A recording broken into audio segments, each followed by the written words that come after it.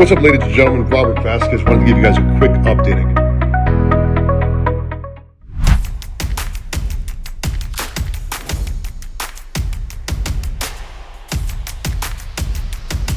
I got another guy that I want to introduce you to.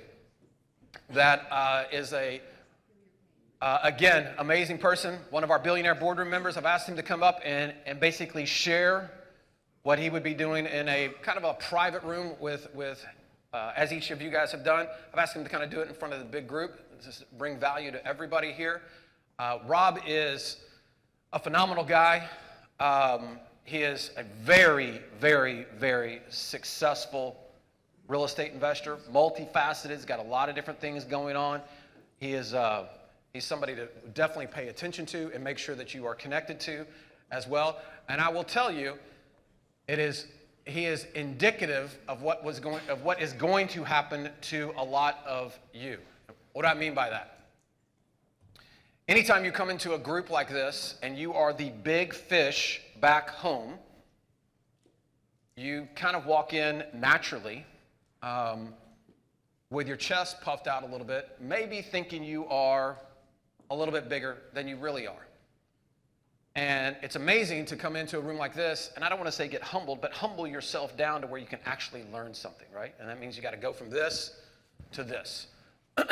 And Rob is by definition that guy. One of the hardest guys that I've ever had to convince to get his ass into this room, because I knew it would create an impact. He is a really, really big fucking deal.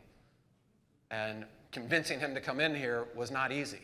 But once he got here and he saw what was going on and the impact it could create in his own life and in his own business, he is not only has it helped him personally and professionally, but I've watched him move through this group and become a force to be reckoned with inside of here. He's created impact on a lot of people's lives in here, right? Partnered with them, helped them, reached out to them, and has become one of our biggest advocates and cheerleaders out there. He might hold the single record for more introductions and bringing more people to the table because he believes in what we're doing here so strongly. And it's wild to watch somebody go from fuck you to I'm all in, right? And that's basically what our relationship has been. It started from, oh yeah, we'll see if you're a big deal, to holy shit, this is amazing. And so it is my honor to have him come up here and talk to you guys for a few minutes about what's going on in his business, provide some value to you, get you kind of primed and ready to go for the rest of the day. Everybody give it up for Mr. Robert Vazquez. Come on up, bro.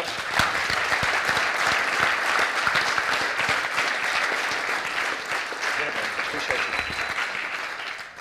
What's up, everyone? We're going to have some fun today because there's nothing better than going out, having a great time, and then going back and doing a PowerPoint presentation when you've had a couple drinks. Can we all agree? All right. Let's see here. It's working. Any day now. Which one are you hitting, up or down? Down. Go ahead and go back here. All right, Oprah and Rachel Ray, what do they have in common?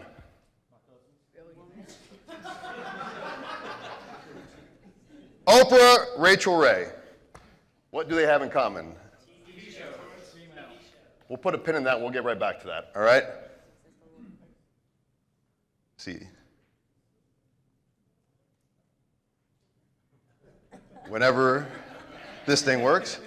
All right, I'm going to share my Fort Lauderdale story with you guys just because when I was driving over here, I grew up in South Florida. I live in Orlando now.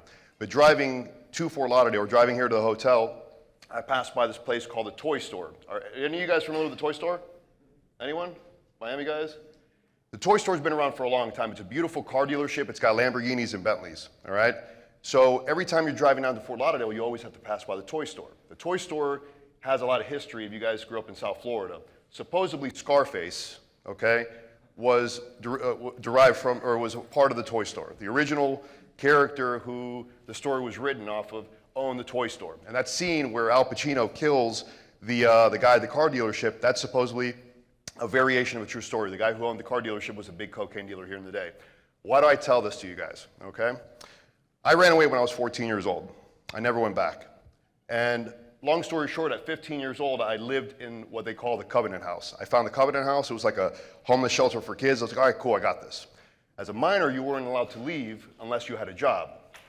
So my buddy Rob worked at Camelot Music, gave me a shirt, and I gave him the phone number. I said, hey, I'm working at Camelot, and they would allow me to leave and mess around for the day, trying to figure out ways to make money. Long story short, I got kicked out of the Covenant House because they were doing a drug raid across the street from the Covenant House. Going somewhere with this. The gentleman who they put in my room was pointing a laser at the police officers that were about to do a raid across the street. Now, when you're a bunch of little kids hanging on the second story of an apartment building, the Covenant House, and you see a bunch of police officers lining up to do a raid, obviously you're looking out like this is real deal stuff, you know? Like Call of Duty or something back in the day. Anyway, this guy starts pointing, little laser like that. What happens when police officers are about to raid a place and they see this? They turn around and they pull guns out on a bunch of kids. Long story short, I was kicked out of the Covenant House. Had nothing to do with it. 15 years old, I'm walking down Fort Lauderdale, second time being homeless, and I see the toy store. I'm looking at these beautiful cars going, shit, I've got nothing. And I'm seeing people with a lot of money, disposable income, buying these stupid toys that really are worthless. Once you have them, they're dumb, okay? I just share that with you because it's funny that where you come from is not derivative or is not direct, correlation with where you're gonna go in life, okay? And coming in, seeing that, very, very humbling for me. Also, donate to the Covenant House. They do a lot of great stuff for kids. All right, have you guys ever been hungry? Everything that I'm going to be discussing right now, and a lot of the money I've made, is because of necessity. And I believe that necessity stimulates creativity. Can you guys agree? Yeah. If you guys are hungry, you're going to figure out a way to get some food, right? I was hungry last night, and I found some pizza, thank God. Woo! That was me last night, but I actually ordered Uber Eats, and it got delivered somewhere. Someone's enjoying my food right now, because I sure as hell didn't get it. All right, TOTB, this is something that I live by. All right? This is something that I definitely would encourage you guys to adopt in your guys' business. Okay? We're going to go over that in a minute. All right, poll, real quick. A lot of things are going on in the country. A lot of things are going on overseas. So, poll right here. How many people think there's a crash coming? Few. All right? How many people are prepared in case a crash does occur? How are you prepared, Parker?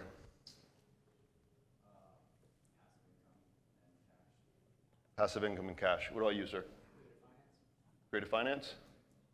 How many of you guys who raised your hands were in real estate during the last crash? Awesome. Good stuff. All right, so if there's a crash, we heard creative financing, we heard passive income. Now, generally speaking, when there's a big crash, right, the reality is until the dust kind of settles, you really don't know what's going on, right? It's like the sky's falling, the plates are falling. It's going to be a waiting period until the plates hit the ground and you're able to determine what's shit and what's not shit, okay? But we're going to go over different strategies that help you guys shortcut the process and just beat everyone to the punch. One of the things that I've been really good at is figuring out ways where if I see a herd of people going into the auction, fuck that. There's too many people at the auction. How can I get to the properties? How can I get to the assets before everybody else who's got some money is going to beat me to the punch? Does that make sense? All right, we're going to go over some pretty cool strategies here. All right, real quick, I want to do this real quick. This is really important for me. Gotcha. All right. No, seriously, because every once in a while I look down at my hands, and this is something I want you guys to do. Okay, this is really important. Every finger should represent an income stream. Okay? Every finger should represent an income stream. And if you guys are just working on your business right now, on your primary core business, so be it. That's one. But understand that in the length, right, in your career, you guys should be able to diversify and add other income streams, whether it be income through private money mortgages, depositing money into your 401k that you can lend to other people. Speak to Greg about that. That's a really good opportunity. Whether it be investing into other businesses or diversifying into other, mortgages, real estate, whatever the case may be. Hell, buy McDonald's, who gives a shit? My point is, every finger should represent an additional income stream. Now, there's a lot of big-ass mofos in here. I'm not going to curse as much. Yes, I will. All right, so my question is, what's your plan B in case, for everyone who stood up, or for everyone, correction, who didn't raise their hand, in case the market does crash, okay? What are you guys going to do? Now I've got, where's your reserve? I'm sure you guys have seen military movies and the guys are like, stand up, hook up, shuffle to the door, jump right out and count to 4. You guys know what I'm saying with this? No? No? Pretty much you jump out, you have a parachute, right? If your parachute doesn't open up, it doesn't matter, you have a reserve by your side, right? You guys are driving a car, bam! Car accident, what happens? Airbag. Market crashes, what the fuck are you guys gonna do with your business? Absolutely, but that happens later. The plates have got to fall in order for you to figure out what's going on, right? For the most part. So the reason I say this is because people spend a lot of money to be in these rooms to discuss how I'm gonna make more money, how I can grow my business. But the reality is, everyone here is a captain of their own ship. And if anyone has ever operated a boat, okay, you understand there's a different level of responsibility when you're the captain and you have people's lives you're responsible for. You're on that boat, you have to look at the horizon, you have to look at the water, you have to look at the weather, you have to look at tides. As business owners, we are the captain of our ship. Does that make sense? So right now we're operating our ships and everything's going smooth, right, because of smooth waters. But what happens when the market shifts? You have families, employees, some of you, most of you have to worry about, right? So my point with this is just start planning for a correction. And if nothing happens, there's nothing wrong with having extra water for a hurricane, right? I live in Florida. People come by visit, they're like, oh shit, there's a hurricane coming. We're like, we throw hurricane parties here in Florida, right? As long as you have water, you have extra food, batteries, you'll be fine. Get some extra gas, right? If you guys prepare for a hurricane that doesn't come, who gives a shit? You have extra water and extra supplies. That make sense? Yeah. Cool. All right, so the 2 little things I want to leave you guys with is planting the seed. We're going to talk about camels and my rental cheat code. Now, my rental cheat code is something that I generally don't share with a lot of people, okay, because it's just something that I found that works. It's something that I haven't seen anyone discuss in any mastermind, any other organization, period. And before, that's something I'm like, oh, this is my cool little secret, all right? It's irresponsible for me to come into these rooms and have other individuals pour onto me and share strategies and not make equal deposits. Does that make sense? Yes. All right, so I'm very grateful for the groups and the members that are here. So I'm going to share with you guys my rental cheat code. Some of you guys have heard this, all right? But more importantly, we're going to go over camels. Does anyone know what camels are? Huh? We'll get into that. All right, now real quick, this seed is not to distract you from your primary money-generating activities. It is a mind expansion preparation exercise. In other words, experts say that there might be a correction in 3 to 5 years. People, feel otherwise, okay? So you have plenty of time to become, I don't want to say experts, but if a storm comes, I'd rather be prepared than not prepared. Would you guys rather be prepared? All right, cool. So I'm going to show you a couple different strategies that I haven't seen people talk about in many, many years. And in case there's a correction, I highly suggest you guys learn about this. TOTB, again, I live by this. This is think outside the box, okay? This is the way I live right here. TOTB, this is my motto. All right, real quick, you come up here, you sir come up here, you come up here, and you come up here. Face me for a second. This is really important, all right? Come on, Jim. Face me. You guys are all watching them, right? You guys are looking at me? Turn around and look that way for a second. Would you guys all agree, you guys that are up here, that there's a different perspective looking out that way than looking this way? Okay, thank you. That's it, simple exercise. Just to impress upon your mind that while you're up here looking this way, it's a different perspective, okay? That's the way that your businesses and your deals and every single deal should be looked at. You guys are looking at a lot. You guys just see a lot. Look beyond the lot. Can that lot be subdivided? Can I take one lot, turn it into 2, 3, or 4? That make sense? A lot of people just look at the surface and leave money on the table, okay? Another perspective, another kind of variation of TOTB could be essentially you guys are sitting in hot seats, right? What's happening? Now you're having a group of individuals listening to your business and they're giving you their different perspectives. If you're smart, if you're humble, you'll listen. If you do this, you're going to walk away pissed off. That guy doesn't know shit about my business. All right? TOTB, guys, this right here has made me a shit ton of money.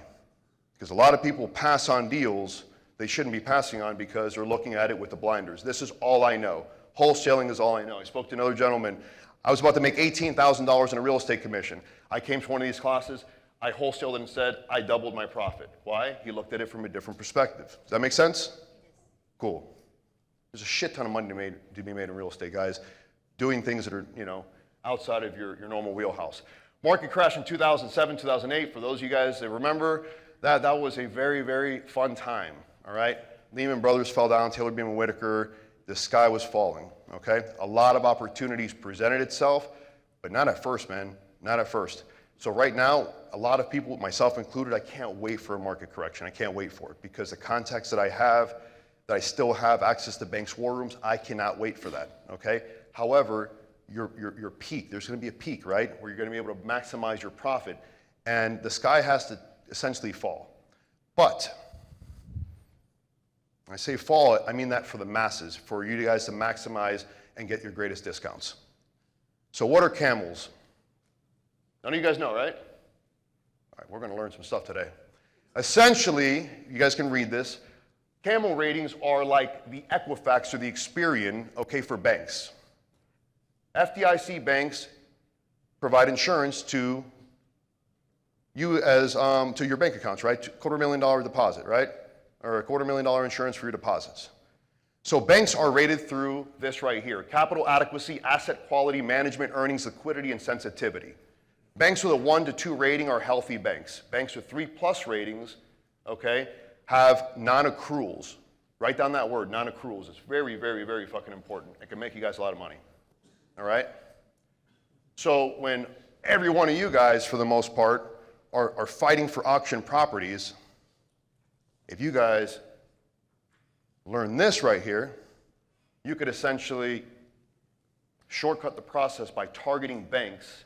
This is all public records, by the way. Through the FDIC, you can go through the FDIC's website. It's going to take you a while to navigate, and I encourage you to do it because you're going to get through lost some fucking rabbit holes going through there, I promise you. Humvees for sale, military equipment, drug seizures. I mean, there's a lot of cool stuff on there, all right?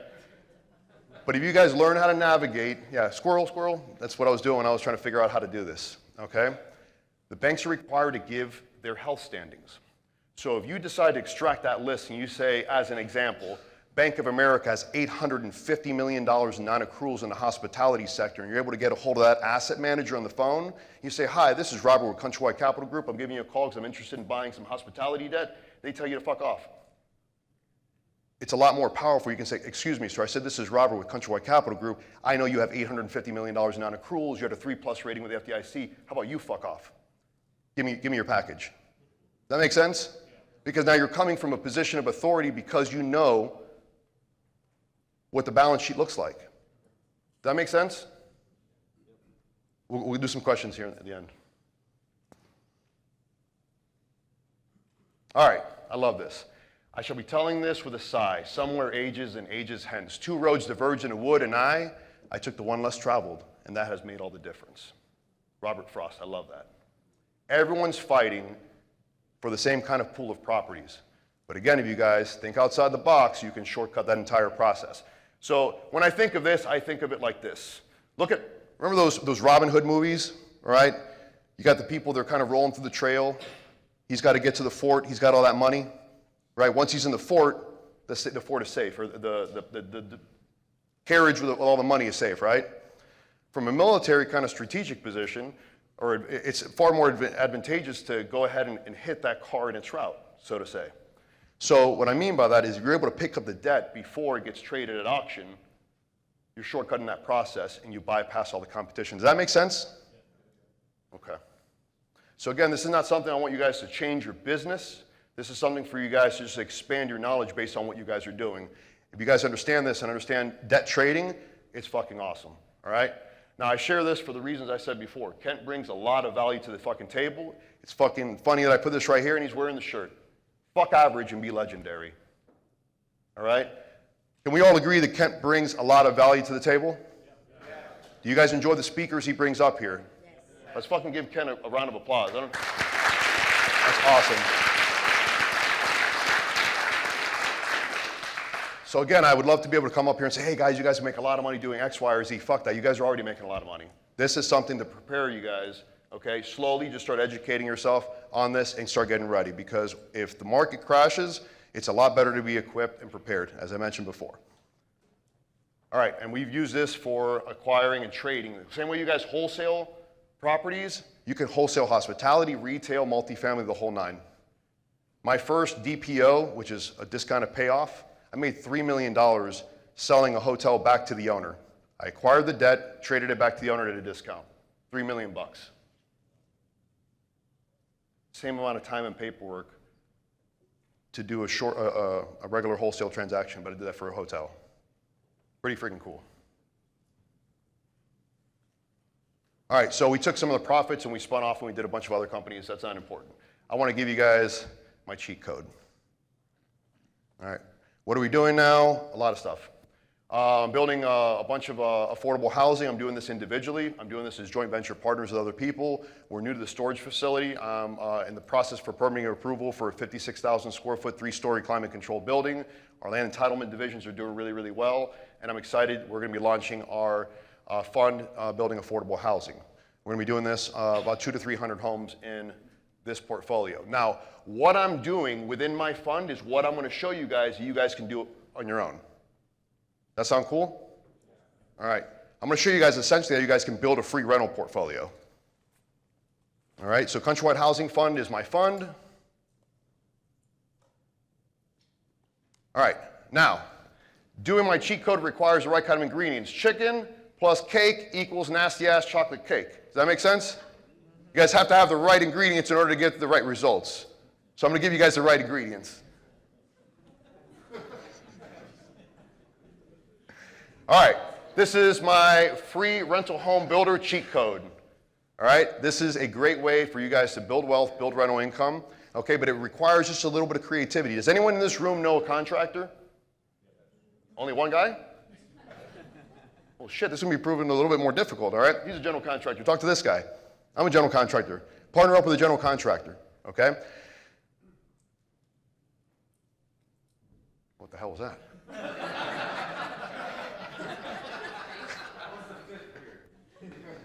All right, so this is a macro level overview of what we're doing. Number one, you have to partner with a GC. Why is it important, okay? Super important to partner with a GC because when you have a partnership with a general contractor, his interests are aligned with yours. You guys follow what I'm saying? Yeah. If he's not, and his interests are not aligned with yours, window prices go up. He doesn't give a shit. He's just going to tell you window prices went up. Prices of trusses went up. Not a problem. Hey, this is your premium. Pay it. When a general contractor is involved in a partnership with you, his interests are aligned with you. So if something increases in price, he's going to say, fuck that, I'm going to try to find a better price because we have a partnership. Does that make sense? Yes. Okay. Also why it's very important when you're partnering with a GC, it's pivotal in order to do this. Now, I'm a general contractor, so I do this on my own, but you guys can most certainly partner with a general contractor. All right? So you need let's go back. We got to locate a buildable lot that meets your buy box. Everything that we're going to be discussing here is it all pertains to the buy box. And everyone's buy box can shift differently, okay? It's the same metric, okay? If you're in California and your properties are selling for $1.3 million, but your lots are 300 grand, so what? As long as they meet your buy box. You guys can do this sliding scale across the board. You guys understand? All right, cool. Put on your seatbelt, motherfuckers. We're gonna go for a ride. All right? Sorry, guys. All right, so in this example, all right, we're going to get to the granular level of this because I want to break this thing down. I'm not going to tell you guys, hey, I'm going to show you guys how to do a free rental program and then walk off the stage. I'm going to break this thing down to every single phase, all right? So in my buy box, let's say we're going to target a lot at $40,000, okay? We're going to build an 1,800 square foot house at approximately $90 a square foot. Everyone always asks me, what's my cost per square foot? Stop asking contractors that, guys. Why? Okay, are you giving you the price on under air or total? Those are two different square footage costs, all right? And because market prices are fluctuating so much, it's difficult to give you a solid price. The way I look at it is, if I could build around this price, I could sell around this price, it works, okay? Because as prices have gone up on material, so has prices of homes. That make sense? So again, it's relative. It's a sliding scale here, all right?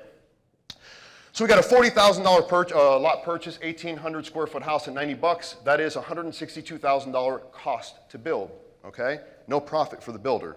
You guys following me? He's your partner.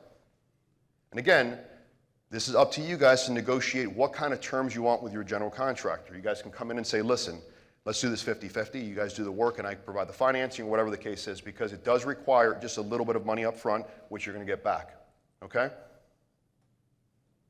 So your total all-in costs are $202,000. How is that? right over here, guys. $40,000 lot purchase, $162,000 cost to build. Are we tracking? We're good? All right, cool. ARV is about $300,000. How do I know that? Guys, I'm doing my metrics before going into any kind of transaction. I'm looking at my comps. What are new properties selling for? What can I sell this property for, even if there's no new comps, right? What are age properties selling for? What kind of slight adjustment can I make? If you guys don't know how to do that, get a hold of a realtor. Partner up with a realtor, okay? $300,000 ARV, lender will finance 75%. What's that number, guys? $210,000, bam. All right, lender will finance 70%, $210,000. Your cost is $162,000. You can essentially get paid to build a house with a GC. You guys follow what I'm saying? We're gonna break this thing down, don't worry about it. $210,000 loan amount, less $162,000 cost to build, leaves $48,000. Your lot purchase is $40,000. How much does that leave left over? $8,000, which pretty much goes towards closing costs. You guys get where I'm going with this? See a couple confused faces. If you don't, now's the time to ask. Go ahead. So most lenders, yeah, they'll do that, right? But they still want skin in the game. You know lenders that will just stick to that metrics and not proceed. Well, that's why I say it requires a little bit of money because you got to purchase the lot up front. Now, some of the properties you can get creative. So let's say, for example, in this buy box situation where I had $40,000, right? I had a lot that was wholesaled to me from one of my companies, okay, at a higher price point. So even though I was paying for it higher, thinking outside the box and utilizing creative financing, I wholesaled it to myself. So even though I'm paying a premium for the lot, I'm paying up front for the lot, I only paid a couple $1,000. And that lender actually gave me 50% back of the value of the lot. So I actually got paid to purchase the lot. These are really cool creative techniques in order to get into property and start building houses with almost nothing out of pocket or getting paid. Does that sound interesting? Keep going? Cool. All right. So we have a $210,000 loan amount, your $162,000 cost to build, leaves $48,000, $8,000 in closing costs, virtually nothing out of pocket. Again, we're going to go right down to the nitty gritty of this, all right? If this thing starts working with me. Oh, this thing again? Thank you. All right, so the exit loan. This is essentially a new construction with a BRRRR strategy combined. You guys following me? Pretty fucking cool, right? Yeah? Yeah. Thank you. All right, so we secure long-term financing. So we get 75% financing at $300K, which is $225K loan amount. The $225 pays off the construction loan of $210, which leaves $15,000 left over, which essentially covers closing costs and puts a little bit of money in your pocket. You guys following? Cool. Let's keep going. Brand new house equals lower projected maintenance, higher profit, less stress. Can you guys agree? Awesome, right? Because I've got some shitty fucking crack rental properties, and every week something's breaking. I'm kidding, not kidding. All right, so $300,000 at 75% leverage, which means your net worth in this scenario increased by $75,000. Why? Because you're leaving 25% equity in the property. You guys follow me? Cool. 225 loan amount at a 4% rate is a 1074 PI, principal and interest, with an estimated $333 taxes and insurance, which gives you a $1,407 debt service. Again, you're walking into this deal already knowing the outcome if you guys are creating your financial modeling correct. You guys follow me? Yeah. All right, so I know that I can get probably $2,200 in rents. I stress test this, and at $1,950, less my debt service, shit, you guys can't see that? That's $542 in positive cash flow. You guys follow me? Yeah. Cool. $542 in cash flow in a 5-year hold gives you $32,000 in projected cash flow. Again, assuming you're at 100% occupancy and, right? These are just, for example, as illustrative purposes. That's $542,000 in positive cash flow. I see a lot of smiles, like you guys are, the wheels are turning for some of you guys. All right, $225 loan amount minus $21,500 principal reduction. Does anyone know how or where I got that? Amortization. Thank you. You amortize it, so the amount of money that actually went towards the principal, not the interest, is $21,500. Again, I said I want to get to the granular. Oh. So that minus this equals a $203K loan balance. $32,000 in cash flow plus appreciation. I think I estimated this at 8%, which is well below what Florida's doing. Again, you guys got to adjust your numbers here for your given market. Gives you appreciation 441 less your 203 balance. gives you $269,500 profit in 5 years on a house that costs you fucking nothing. Is that pretty interesting? Now, if you guys did this times 10 properties, how much money does that add to your net worth? $2.69 million. Now, keep in mind that you guys are recycling cash as you're doing this. Does that make sense? So even if you're small, you guys are playing around with a small amount, you're putting it in, you're getting it out. You're putting it in, you're getting it out. And every time you're getting out, you're stacking one more little house, Monopoly, on a really cool level. That make sense? That's pretty much all I have to freaking share with you guys, man. Exactly. How are you partnering with your GC on that? I am the GC. Well, okay, you are, but you're saying partner with the GC, like where does he get paid in that? That's the negotiation you have with that GC. So right now, there are a boat ton of very skilled general contractors. Can you guys agree there's really good general contractors? Most of them are not real estate investors. Most of them don't even know how to fucking run a business. They know their business, though. They know their business. They don't know how to run a business. They don't even know how to freaking do invoicing sometime, all right? So what happens if you come up to them and say, hey, I got a great idea for us to partner together? Maybe by doing this with me, one day you can stop swinging hammers. Does that sound appealing to you? That make sense? Because now you're giving that opportunity to somebody else because you understand the math and the formula that they don't. You're bringing value to the table. What's up, Parker? Would it make sense to...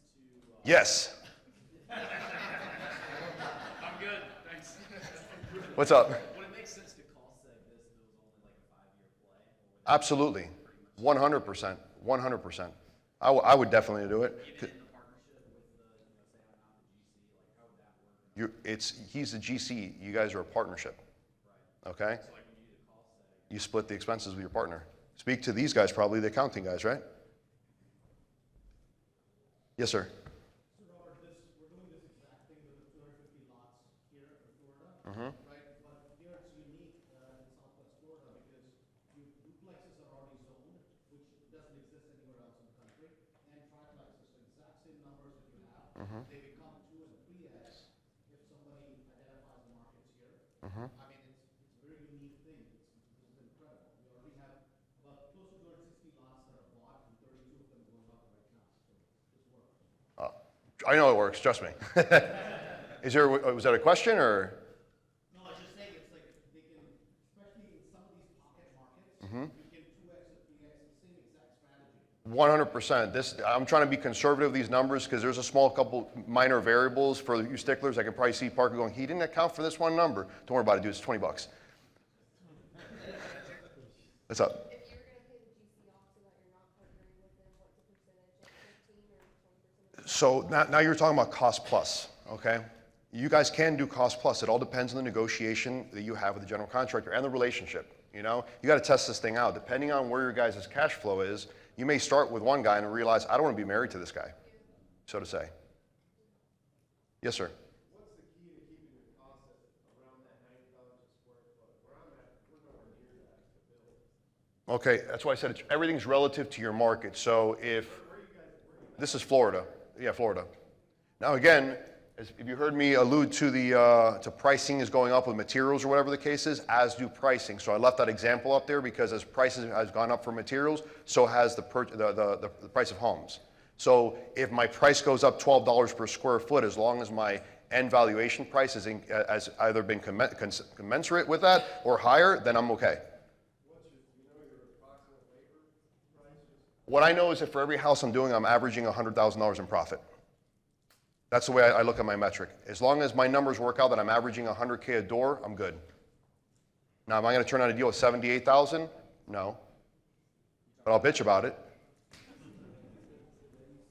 Yes, sir. Hey, with the current cost to build, is this doable with like a duplex or triplex? I'm doing it now. Let me give you an example. So Los and I are partnering on a transaction, okay? I found a great lot worth $60,000. It's 9 minutes from New Smyrna Beach, okay? It's zone duplex. My cost to build, I'm estimating that duplex is going to be roughly $190K, plus my cost a lot, et cetera, all right? The valuation of that property is going to be $455. It's going to be like $250,000, $256,000 in profit on that deal. if we were to turn around and sell it. So yes, you can still do it. Again, you guys are in this business of, or the majority of you guys are in here identifying properties. Can we all agree there's a lot of competition for people fighting for houses as opposed to people fighting for lots? Okay? Another unique value proposition when you're doing this is that you're not competing with the masses. I've always been adverse to competing. I want to fucking dominate. If everyone's rushing over here, why the fuck go to the front door? There's a back door or side door. That make sense? It's just working differently, just thinking outside the box. Yes, sir? How do you find the lots or deals in lot? We do direct to seller. Direct to seller campaigns, SMS, cold calling. There's a whole bunch of properties I have in the pipeline right now that people are like, look, I've owned this property for 30 years. I've given a small option on it. They go, yeah, just give me, no one's bought this from me in forever. As long as I secure an option, I'm okay. I say that because I want to build my pipeline. I plan on building 300 of these. I don't want to sit here and buy 300 lots because the way the current market conditions are right now, I waited 7 months for my trusses in my downtown project.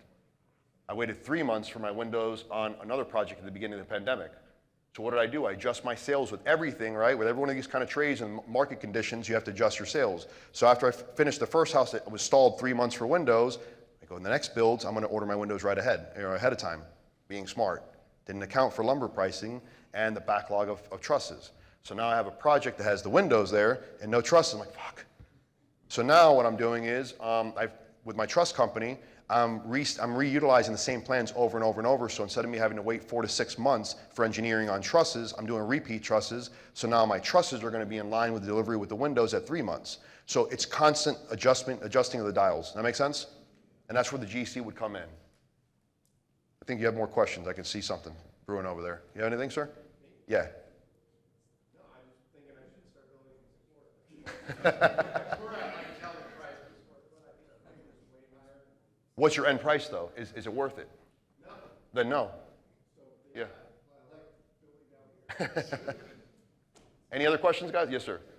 This is on the truss thing, just because we're doing a project, and the solution I came up with is, truss is pre-engineered, fucking backlog's horrible, right? Conventional trussing? Conventional truss. Yeah, you can do that. Well, no, we're switched to a more modern square with TPIs across. That's another option. Just in case you get stuck, change your roof pitch to a box. I've got- That works on that project. Well, no, it's got to be well, possibly the structural engineers will go ahead and make sure that makes sense, right? So I've even tried doing like state arbitrage. So I just walked 100 units in Ohio, right? And as I met with contractors out there, when I showed up on the job site, I met with structural engineers, window guys, roofing guys, everyone, because that's just the way I facilitate everything. And the biggest thing that threw me off is said, how long for your windows? Testing them. He said 2 weeks. I'm like, you don't know what the hell you're talking about. Called the next guy, says 2 to 4 weeks. Called somebody else, 2 to 4 weeks. I'm like, shit, I'm waiting 3 months in Florida. How long for trusses? No. My point is essentially state arbitrage. You guys can contact other states and find out what their delivery timelines are. Now, we tried doing that with Georgia, Mississippi, Alabama for trusses, and we didn't have any luck over there. The trick we found out too on Windows, if you're getting fucked, is instead of ordering new, order them as remodels. It comes from a different factory. There's a fucking assload less of remodels. There's an assload more new window packages go in. Florida may be different because Florida and California lead the country in building codes. So when you're doing new construction, you have to meet Florida building approval. It's the And same window, the only difference is it comes with the flange. as long as the state of Florida approves it. Yeah. Any other questions, guys? Yes, sir. Great question. It depends on the county and the municipality. So I can tell you, like, for example, in Polk County, less than 3 weeks. My downtown Orlando projects, yeah, a couple weeks. My downtown Orlando projects, 2.5, 3 years. Dealing with the city, dealing with economic development boards, trying to, figure out different opportunities. Nightmare. Will I build there again? Probably not. And they need it. They need it. I pulled out. I said I was going to invest $50-something million in that community. And I told them, go fuck themselves. I'm pulling the money out. My dad's a GC for 40 years, 72 years old, still works. So you have a partner then? Retirement. And I'm in Long Island, New York, though, and it's like new builds, it's 2 to 3 years. Like I just can't, it's hard. So I'm just trying to think how I can go out of state with it somehow. There's opportunities for that. Is it okay to share, Dwight? Too bad, I'm doing it. So Dwight and I, we're looking at Alabama. Okay, now Alabama actually has some pretty strict requirements, so I got to go take a test up there. So we're going to start going up there. Lots are attractive price. Same thing with other places, Mississippi or whatever. I don't want to go to certain states, but my point is the buy box shifts depending on where you live. And if it doesn't make sense in your given market, look at this as another market, or just don't look at it at all. This is another opportunity for you guys to diversify and add something else to your guys' product line. Does that make sense?